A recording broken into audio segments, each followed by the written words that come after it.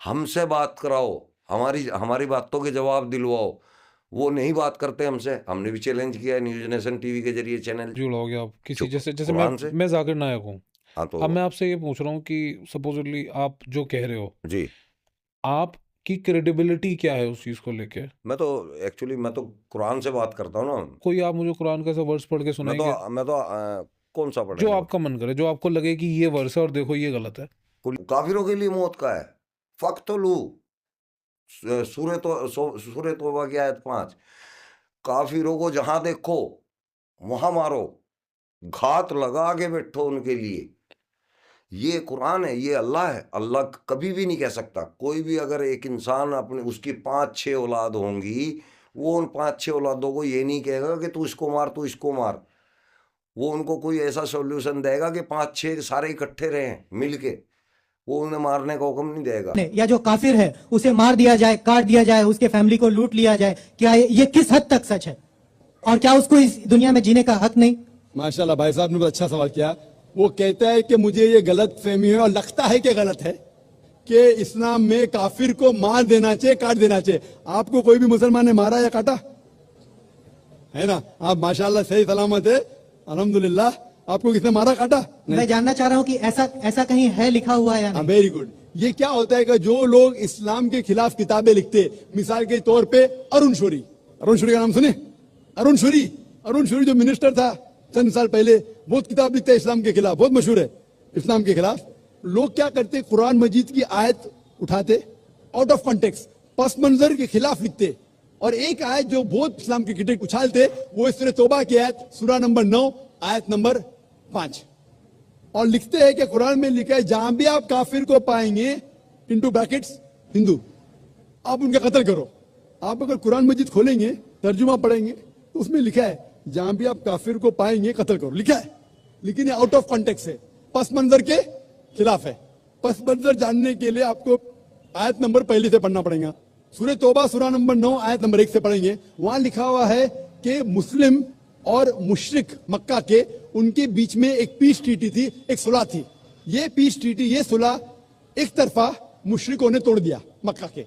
जब अल्लाह ताला आयत नंबर 5 पे आते तो कहते हैं कि हम तुम्हें 4 महीने का वक्त देते हैं, 4 महीने की मोहलत, आप सुधर जाओ वरना ऐलान जंग। आपने सुलह की थी, आपने सुलह को तोड़ी, 4 महीने का वक्फा, सुधर जाओ वरना ऐलान जंग। और फिर अल्लाह ताला कहते हैं सूरह तौबा सूरा नंबर 9 आयत नंबर 5 में, जंग के मैदान में जब भी आप काफिर को पाएंगे, मतलब दुश्मन जब आएंगे जंग के मैदान में, तो आप लड़ो, डरो मत। अभी कोई भी आर्मी जनरल आज की तारीख में, सिपा सलार, वो थोड़ी कहेगा दुश्मन आए तो भाग जाओ, वो कहेगा डरो मत, लड़ो, मारो। तो ये जंग के मैदान की आयत है कि आप जब देखेंगे तो डरो मत, मारो। जंग के मैदान में जब काफिर तुम्हें हमला करने आ रहे, मारो। और अरुण शौरी आयत नंबर 5 से उड़ी मारते आयत नंबर 7 में। उसने किताब लिखी वर्ल्ड ऑफ फतवास इस्लाम के खिलाफ। आयत नंबर 5 से जब मारते आयत नंबर 7 पे, 5 के बाद क्या आता है? 6 को खा जाते। क्यों? 6 में उसका जवाब है, उसके बीमारी का जवाब है।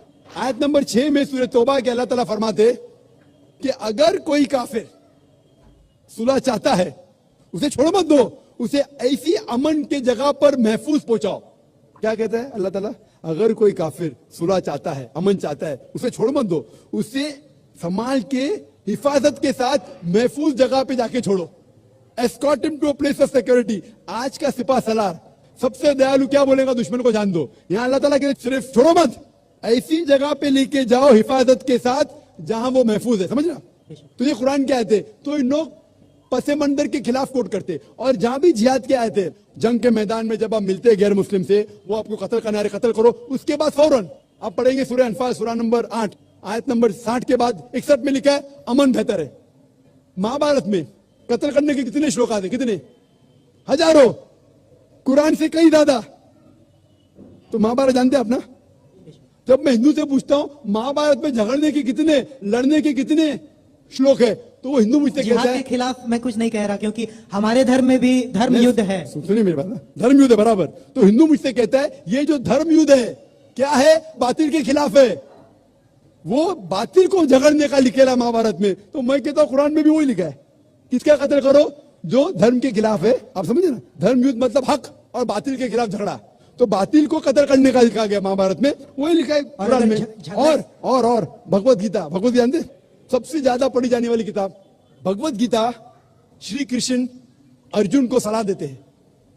अब जब भगवत गीता पढ़ते हैं, चैप्टर नंबर 1 भाग नंबर 1 श्लोका नंबर 42, 43, 44, 45, उसके अंदर अर्जुन कहता है, झगड़ा होता है अर्जुन पांडवास और कौरवास। पांडवास 5 भाई, कौरवास 100 भाई। अर्जुन जंग के मैदान में हथियार को जमीन पे रखता है और कहता है, मैं जंग के मैदान में निहत्था मरना पसंद करूंगा बनिस्बत अपने रिश्तेदार से झगड़ा करूं।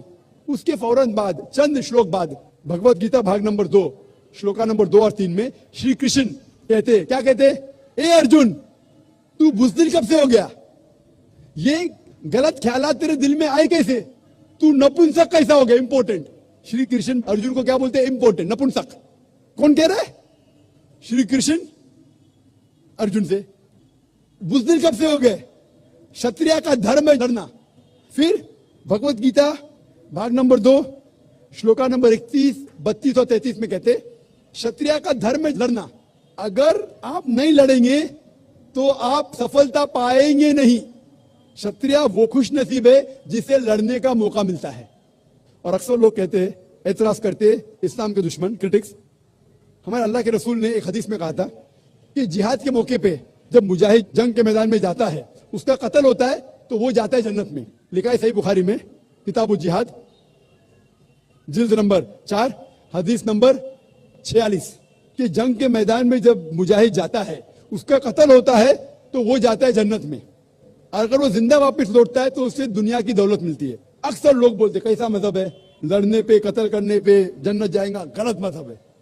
लेकिन भगवत गीता पढ़ेंगे, भाग नंबर 2 मंत्रा नंबर 37, 37, श्री कृष्ण कहते अर्जुन से, ए अर्जुन, उठ के लड़। अगर तेरा कत्ल हो जाएगा तू स्वर्ग में जाएगा, अगर जिंदा वापस लौटेगा तो उससे दुनिया की दौलत मिलेंगी। हूँ बहू जो अल्लाह के रसूल मोहम्मद सल्लल्लाहु अलैहि वसल्लम कहते हैं सही बुखारी में, वही भगवत गीता में लिखा है। तो अरुण शूरी जब तनकीद करता है कुरान के बारे में, उसने खुद अपनी भगवत गीता पढ़ा ही नहीं। अरुण शूरी ने महाभारत भी शायद नहीं पढ़ा। अगर महाभारत और भगवत गीता पढ़ा होता तो कुरान में मिस्टेक निकालता ही नहीं। अब समझ रहे? तो ये मिस्टेक नहीं निकाल रहा। मैंने कब का आप निकाल रहे भाई? मैं अरुण शूरी की बात कर रहा हूँ, मैं अरुण शूरी की बात कर रहा हूं। तो मैं आपको जवाब दे रहा हूं, आपने बिल्कुल सही फरमाया कि ये गलत फहमी है कि लोग कहते हैं कि इस्लाम में लिखा हुआ है कि काफिर का कत्ल करो। ये कहां नहीं लिखा है? ये लिखा है जंग के मैदान में। तो आपने जो सवाल किया था कि कुरान में ऐसा नहीं लिखा है काफिर को कभी मारो, तो इतने मुसलमान आपको छोड़ते थे क्या? छोड़ते थोड़ी थे। ये गलत फहमी है, आप समझे ना? तो ये गलत फहमी है कि जहां भी काफिर मिले कत्ल करो। ऐसा ये जंग के मैदान में जब आपको लड़ने के लिए आ रहे, आपको मारने के आ रहे, तो आप उनको मारो। ये है।